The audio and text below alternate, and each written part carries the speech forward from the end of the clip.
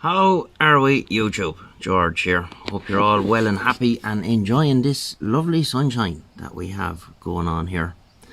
I've not been around much of late. A lot going on, been busy, and you know how it goes. So that is the reason for my absence. There's some crazy stuff happening, and just not getting a lot of shed time. Busy working and all of that good stuff. So,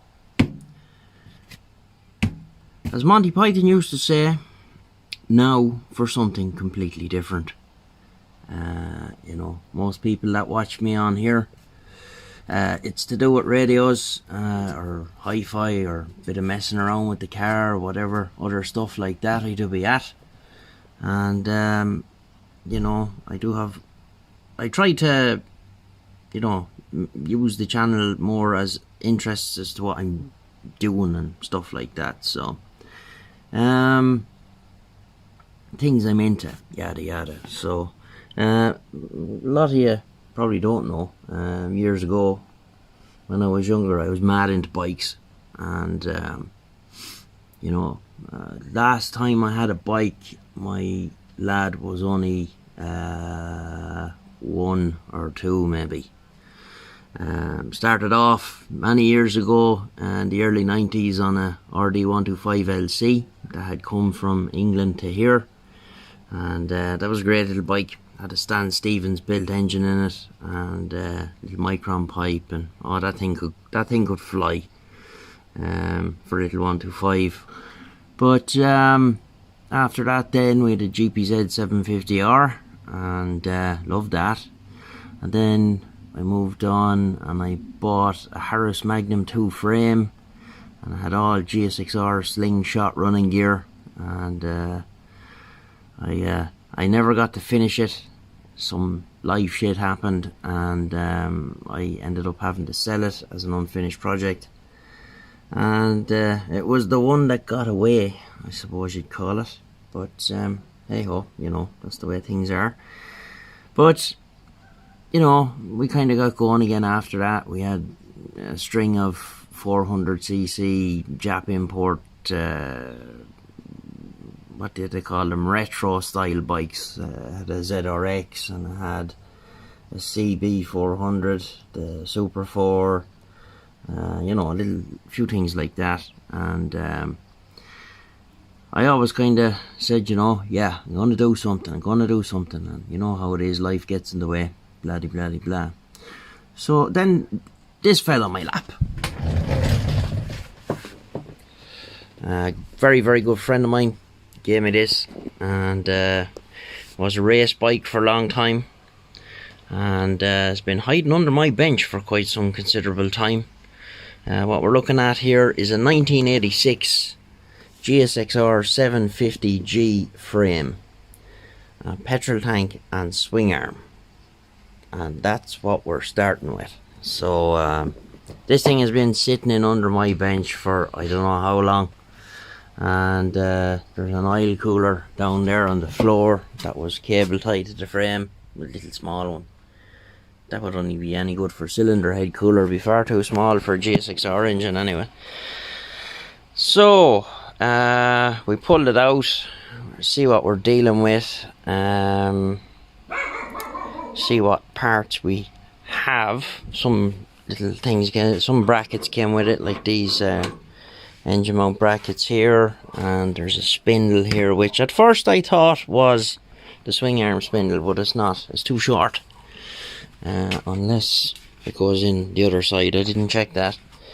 And standard 750 swing arm, and the rear spindle and chain adjusters are still there, and the plates.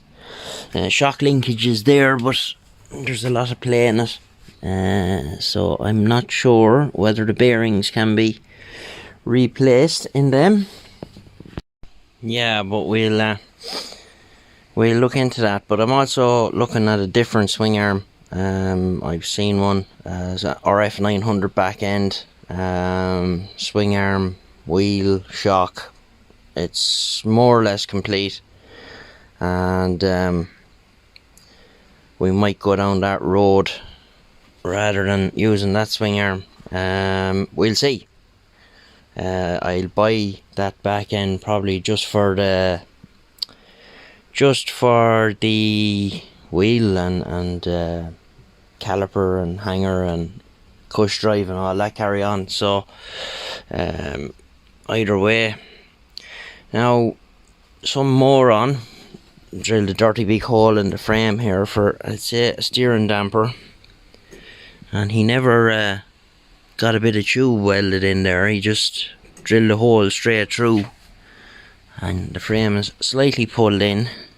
But what we'll do is we'll drill that out a bit, and we'll get a bit of tube machined and get a TIG welded in there. The bloke that gave me this is a very good fabricator, and he can weld anything, so no doubt his services will be called. The tank looks okay. These tanks normally rot, but what I have to do is I have got a boroscope there, so what we're going to do is we're going to have a look down into the tank. You know, there's some surface rust in there, but by and large it looks pretty good. Of course the filler cap is missing, but I would probably think at this point of the game that I'll probably get like an aircraft style filler cap and cut that out altogether, covered in sawdust from me doing modifications to the bench as I never moved it.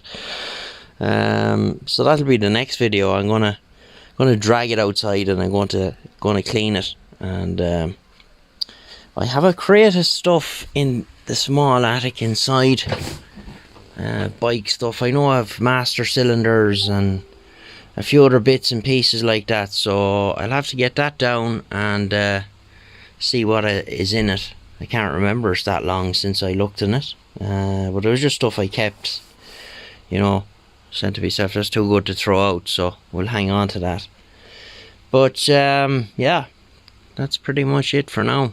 So that's it for this video. This is not going to happen overnight. This will take time, and you know, it's just going to be one of those things. So hopefully you'll tag along for the ride, as the fella says. So we'll leave it there for now. We'll get you in the next one. 73, and take care. And that's radio speak for all the best, because I realise a lot of people probably will end up watching this and they'll have no interest in radio at all, and they'll be wondering what's this lunatic talking about. So yeah, it's going to be cool and different and interesting. So we'll get you the next one. Bye bye.